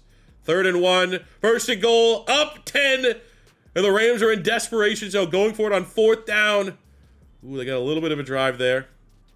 Ooh, there we go, baby. Ugly. Hey, number 1 defense, number 2 defense. Were we expecting a 38-35 Super Bowl? No. But in a game where 2 very, very good defenses kind of canceled out pretty good offenses, our offense in particular, I think having Cam Ward, having Cam Cole, the Cams, the Okonkwas, the number 1 rookie in the NFL at running back, and the magic of the powdered blue Oiler jerseys. Year 6, had to go to overtime, couldn't get it done in the traditional 5-year time span. I'm not going to be, hey, it is what it is. Not always going to be easy not to get in 5. Getting it 6. Keep our head held high. Super Bowl MVP, Cam Ward. So as we always like to do with a successful rebuild, let's take a look at our player stats, what they're able to accomplish in today's video. Cam Ward, a 2-time MVP runner-up, a 1-time Super Bowl MVP and champion, 26,000 yards, 207 touchdowns, 82 picks. Now, picks were an issue for most of the rebuild, but I have definitely come away with this video with a newfound respect to the Titans offense. Hell, even the Titans defense. I'm a big fan. I like what's going on there. Cam Ward crushed it. Spears, good, squad guy. Solid as a starter. Drafted Debs. Sky's the limit for him. We had to keep on keeping on here. Chika Okonkwo, 6,000 yards, over 600 catches, and 57 touchdowns. Awesome playmaker. 5,500 yards, 35 touchdowns for the slowest wide receiver in the league in Restrepo. Cam Cole, an absolute monster. 370 catches, 5,200 yards, 50 touchdowns in 3 full seasons. 4 seasons? It'd be 4. Awesome. Defensively, Cedric Gray, just under 1,000 tackles. Winston was up there for his tackles as well. 108 sacks on 146 TFLs for Jeff Simmons. 64 sacks for Harold Perkins. 30 for Tavondre Sweat on over 100 TFLs for him. Oladeja was a solid depth guy. Cartwright was just scratching the surface on how he was going to succeed, probably Jeffrey Simmons as the big dog on this defense. 39 picks for L'Jarius Sneed, the best interception numbers we've had in a rebuild to date. 16 picks for Delane, 14 for Cedric Gray, 13 for Roger McCreary, 9 for Winston, 6 for Bolden. Both these guys were very high picks for us. But end of the day, I love the interception numbers. Sneed was incredible. So with that, that will be how we wrap it up. Ladies and gentlemen, thank you very much. Oh, man, look at Debs. He got the double dev trait at the end of the season. Sick. Star Dev, yeah. Awesome, that would have been cool. But hey, we got it done. We got it done. A successful Cam Ward off-season rebuild for the Tennessee Titans. So with that, let me know in the comment section below what team we should rebuild next. I'm leaning New Orleans, but after the Saints, who should be next up in order? We're going to be rebuilding all 32 teams. So no suggestion is a bad suggestion. Just don't suggest something that we already did. Make sure you've checked out the playlist and you see all the teams that we have done in case you might have missed a rebuild. But I love this one. This was a very, very fun rebuild. Able to keep a lot of homegrown talents. I love the way that we managed our roster and salary cap. It was sick. And I think all in all, I mean, I love it. Come away with another offense and defense schematically that I am a big fan of in Madden 25. And it's very rare that we're in, you know what, we got 3 months left of this game that I find playbooks that I was like, oh, I never thought that was good. So you learn something new every day. I hope you guys take something from this video. If it is your first time stopping by, don't be afraid to hit that subscribe button. Smash the like button if you enjoyed. Leave a comment on what team to rebuild next. Those things help out this channel with the discoverability and the YouTube robots and the algorithm, a battle I deal with every single day. Anything you guys can do to help me out with that battle, I very much appreciate it. And until next time, it's your boy C4 saying peace out, love ya. Have a good one.